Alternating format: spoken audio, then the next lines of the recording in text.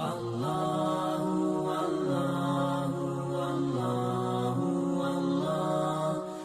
dimuliakan tuan-tuan, puan-puan, hadirin hadirat muslimin muslimat, para penonton yang dirahmati Allah sekalian, insya-Allah pada pagi ini kita akan cuba untuk mengupas hadis-hadis Nabi sallallahu alaihi wasallam daripada kitab Arba'un Hadithan min Jawami' Al-Kalim, susunan Al-Imam Mulla Ali Al-Qari rahmatullah alaih, yang wafat tahun 1014 Hijrah, yang mana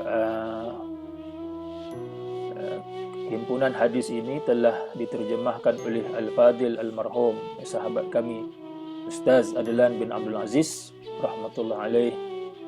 Mudah-mudahan Allah Ta'ala rahmati beliau dan memanfaatkan karya ini dengan seluasnya dan diberikan pahalanya kepada beliau. Mungkin tuan-tuan boleh download kitab Arba'un Hadithan min Jawami' Al-Kalim ini dalam bentuk PDF yang telah di-sharekan, yang mana istimewanya 40 hadis ini ianya pendek-pendek. Ya, setiap hadis Imam Al-Qari memilih 2 perkataan sahaja. Kalau kita lihat karya-karya yang disusun oleh ulama berkaitan hadis 40 ni sangat banyak. Sangat banyak. Ada yang berkait 40 hadis berkait tentang jihad, 40 hadis berkait tentang berselawat ke atas Nabi sallallahu alaihi wasallam, ataupun yang disusun oleh Imam An-Nawawi rahmatullah alaih 40 hadis yang berkaitan tentang hadis-hadis yang berkisar di atasnya ajaran Islam.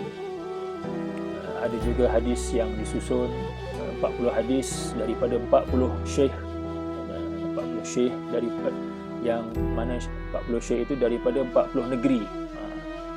Istimewa, dia memang dia pilih 40 negeri, dan syekh itu setiap satu negeri itu satu orang syekh, dan dikeluarkan satu hadis daripadanya. Manakala yang disusun oleh Imam Al-Qari ini 40 hadis yang pendek-pendek.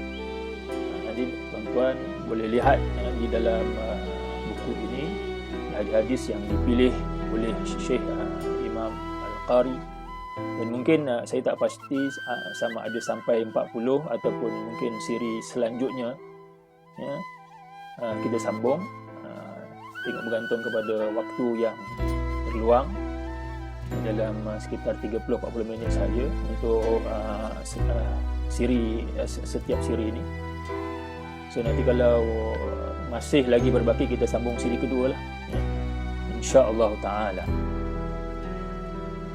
Baik tuan-tuan, puan-puan yang dirahmati Allah sekalian, saya mungkin bacakan kata-kata aluan penterjemah, tapi tak semualah, ya. Saya tak baca semua sebab ada perkara yang disentuh oleh almarhum Ustaz Adlan yang saya rasa penting. Yang boleh lihat kepada kata-kata aluan penterjemah yang disebut oleh Ustaz Adlan di perenggan yang ketiga. Beliau menyebut kitab ini adalah karya seorang imam di dalam mazhab Hanafi. Imam Al-Qari ini adalah salah seorang tokoh ulama mazhab Hanafi yang masyhur, ya, di dalam dunia Islam. Dipanggil Mulla Ali Al-Qari rahimahullah, wafat 1014 Hijrah. Kalau kita tengok tarikh wafat ini, ya, dia di awal kurun yang ke-11 Hijrah. Ya, awal kurun ke-11 Hijrah.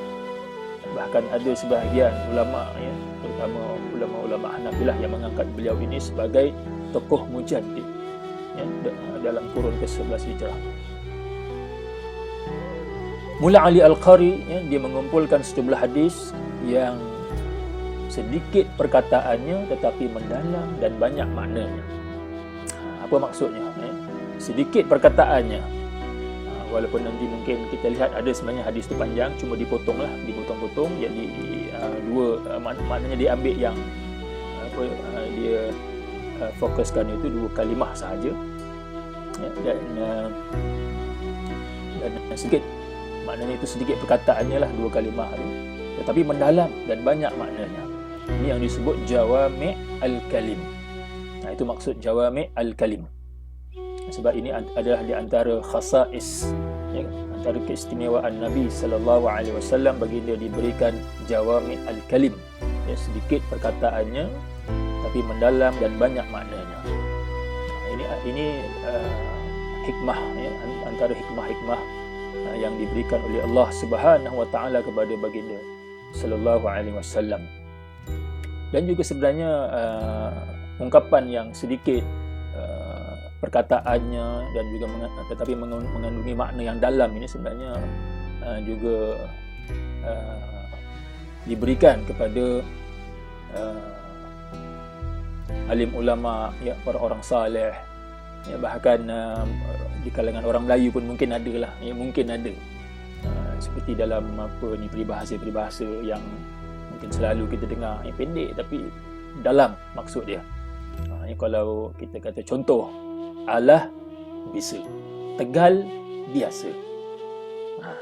Dia 4 perkataan tapi mengandungi maksud yang dalam. Maknanya kalau sesuatu kerja yang kita lakukan itu kita mengalah. Maknanya cepat putus asa. Jadi bisa. Maksudnya jadi malaslah, badan jadi sakit, cepat penat. Jadi alah bisa. Tapi kalau tegal dan kita maknanya istiqamah, berterusan, usaha bersungguh-sungguh berterusan, kita tegal biasa. Maknanya perkara itu nanti akan jadi biasa. Sama ada dalam tugasan pekerjaan harian ataupun dalam kita beramal ibadah kepada Allah Subhanahu wa taala. Jadi itu maksud perkataan yang sedikit tetapi mendalam maksudnya. Jadi Imam Ali Al-Qari ini mengumpul dan menyusun hadis-hadis yang bertaraf sahih dan juga dhaif dalam kitab ini. Nanti mungkin akan disebutkan kenapa ada hadis dhaif, bukan semuanya sahih. Adapun persoalan berkaitan beramal dengan hadis-hadis yang dhaif, hal ini telah pun dijelaskan oleh Imam An-Nawawi rahimahullahu taala. Imam Nawawi wafat tahun 676 Hijrah. Ini dalam kurun ke-7 Hijrah lah. Penting juga kita untuk mengetahui tarikh-tarikh wafat para alim ulama ini supaya kita tahu timeline, garis masa mereka ini di mana. Siapa yang dahulu, siapa yang kemudian. Siapa yang disebut salaf, siapa yang disebut khalaf, siapa yang disebut mutaqaddimin, siapa yang disebut mutaakhirin. Ini penting untuk kita mengetahui sejarah tarikh alim ulama. Kata Imam Nawawi, para ulama telah sepakat ittifaq bahawa dibenarkan untuk beramal dengan hadis dhaif untuk menerangkan fadilat amalan yang tertentu.